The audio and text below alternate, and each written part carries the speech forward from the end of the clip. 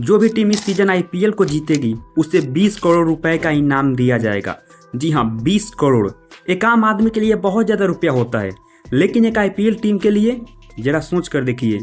IPL season की पिछली साल की सबसे सस्ती टीम राजस्थान रॉयल्स थी, जिसकी खुद की ब्रांड वैल्यू 280 करोड़ रुपया था, और वहीं पे सीएसके के ब्रांड वैल्यू 2900 करोड़ रुपया है। ऐसे में 20 करोड़ का विनिंग प्राइस क्या मायने रखता है ये टीम के लिए।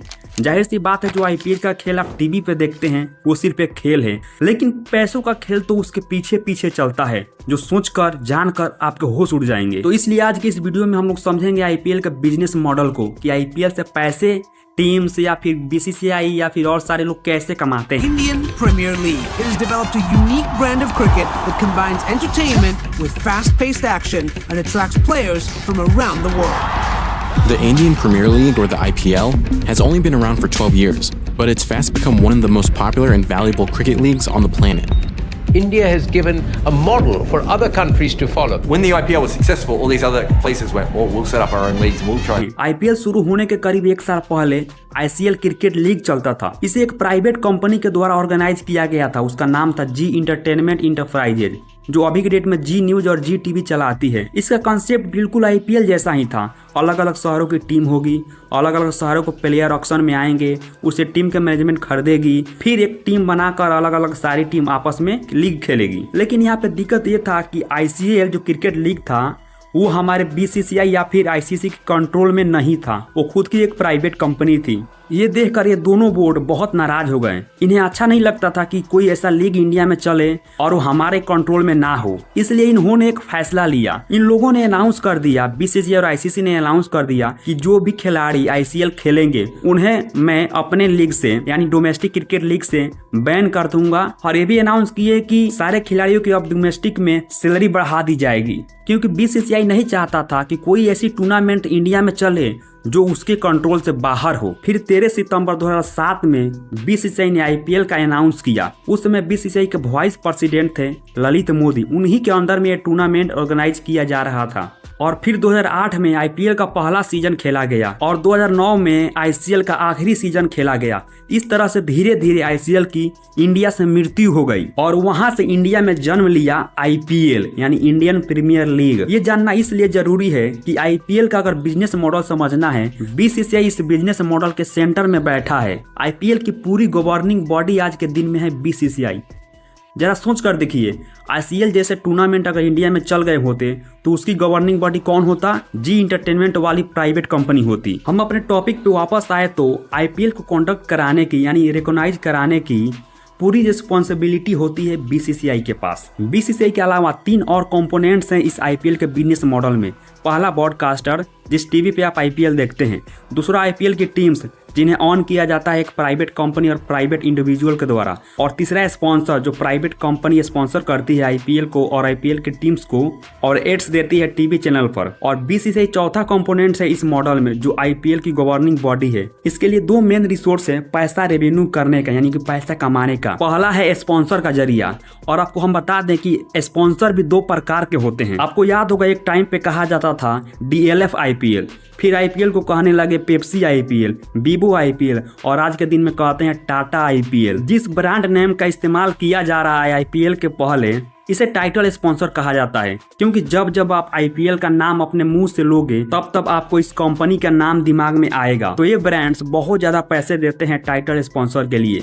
आईपीएल के शुरुआती 5 सीजन में डीएलएफ टाइटल स्पॉन्सर था और इसकी स्पॉन्सर फीस रही थी 40 करोड़ पर ईयर, जो सारे पैसे बीसीसीआई को मिलते थे। उसके बाद पेप्सी आया 79 करोड़। उसके बाद पेप्सी आया 79 करोड़ पर ईयर। फिर बीबो ने बहुत सारे पैसे स्पेंड किए 2016 और 17 में 100 करोड़ रुपया, और फिर 2018-19 में 440 करोड़ रुपया ऑलमोस्ट। 2020 का टाइटल स्पॉन्सर ड्रीम 11 था और 2021 में बीबो वापस आ गया था।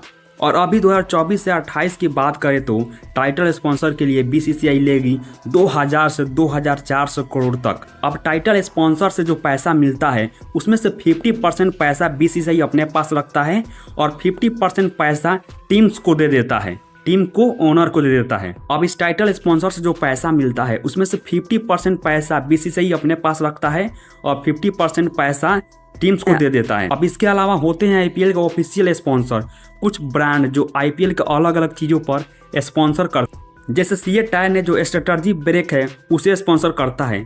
इसके अलावा आपने कमेंटेटर को बोलते हुए सुना होगा पावर प्ले चल रहा है, क्रेडिट पावर प्ले चल रहा है।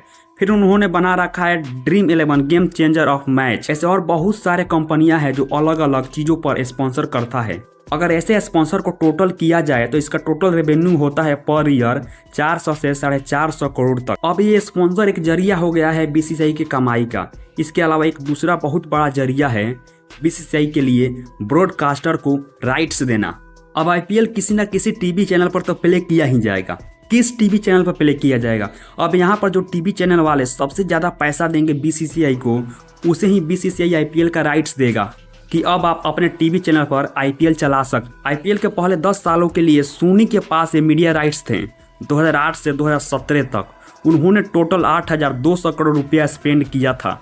लेकिन फिर साल 2018 में स्टार स्पोर्ट्स ने इसके राइट्स खरीद लिए 16,400 करोड़ रुपये में। यहाँ पर भी बीसीसीआई आधा पैसा रख लेता है अपने पास और आधा पैसा सारे टीम्स के फ्रेंचाइजी को दे देता है।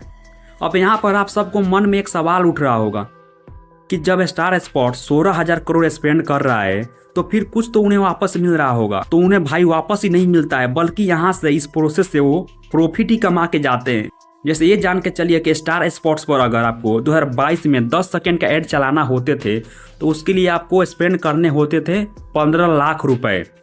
और वो सारे पैसे किसके पास जाएगा? स्टार स्पोर्ट्स के पास जाएगा। अब 2025 में टाटा आईपीएल के मीडिया राइट्स हैं जियो सिनेमा के पास। तो जियो सिनेमा भी इस साल बहुत ज़्यादा पैसे चार्ज करेगा 10 सेकेंड ऐड के लिए। अब जियो सिनेमा पर जो ऐड चलेंगे उसके पैसे जाएंगे जियो सिनेमा चैनल के पास, उसके ओनर के पास, क्योंकि बीसीसीआई को पैसे देकर आईपीएल का राइट्स खरीद चुका है जियो सिनेमा ने। अब एक आईपीएल टीम के पर्सपेक्टिव से देखा जाए तो एक आईपीएल टीम को ओन किया जाता है एक प्राइवेट कंपनी या फिर प्राइवेट इंडिविजुअल के द्वारा। वो एक सेलिब्रिटी भी हो सकते हैं या फिर वो एक बिजनेसमैन भी हो सकते हैं। वो आईपीएल टीम को खरीदते हैं और टीम को खरीदने के बाद बहुत सारे पैसे अलग अलग जगह पे उन्हें खर्च भी करना पड़ता है। आईपीएल के ऑक्शन में प्लेयर्स को खरीदने में, प्लेयर के ट्रांसपोर्टेशन में, फूडिंग में, उनके ट्रेनिंग्स में, किट्स में बहुत सारे पैसे आईपीएल टीम के मैनेजमेंट को, ऑनर को खर्च करने पड़ते हैं। अगर इन टोटल खर्चों को मिला दिया जाए तो पर ईयर 200 से 220 करोड़ तक पैसे खर्च होते हैं। काफ़ी ज़्यादा पैसे होते हैं ये। लेकिन आपको क्या लगता है ये सारे पैसे आईपीएल के जो ओनर होते हैं, जो टीम के ओनर होते हैं, वो अपने जेब से खर्च करते हैं? ऐसा कुछ भी नहीं है। इतने सारे पैसे तो वो बिना कमाए अपने जेब से खर्च करेंगे नहीं, तो आखिर उन्हें पैसा कहाँ से मिलता है? एक जरिया तो मैंने आपको पहले ही बताया कि बीसीसीआई अपना आधा रेवेन्यू शेयर करता है सारे टीमों के साथ। लेकिन ये काफी नहीं होता है उनके लिए, तो उनके लिए भी एक बहुत बड़ा जरिया है पैसा कमाने का स्पॉन्सर के द्वारा। उसे टीम स्पॉन्सर भी कहा जाता है। वो ब्रांड जो आईपीएल की जर्सी पर स्पॉन्सर करते हैं। एक एवरेज आईपीएल आउटफिट पर 10 ब्रांड लोगो लगे होते हैं, 6 जर्सी पर, 2 पैंट पर और 2 उनके टोपी पर। तो ये ब्रांड्स आईपीएल टीम को पैसा देते हैं यहाँ पर स्पॉन्सर करने के लिए। इसके अलावा जब आप क्रिकेट स्टेडियम में क्रिकेट देखने के लिए जाते हैं तो टिकट का जो पैसा आपका होता है उसमें से 80% पैसा जाता है टीम्स के पास।